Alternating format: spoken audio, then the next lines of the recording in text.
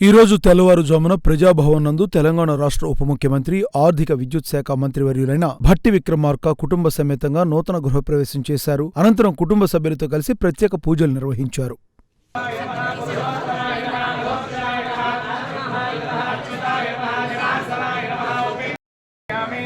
हम आकाशदत्तात्मकाय दीपाराधन देवताय नमः पुष्पं परिकल्पयामि यं वायुदत्तात्मकाय दीपाराधन देवताय नमः धूपं परिकल्पयामि यं वायुदत्तात्मकाय दीपाराधन देवताय नमः दीपं परिकल्पयामि नम अमृतत्वात्मकाय दीपाराधन देवताय नमः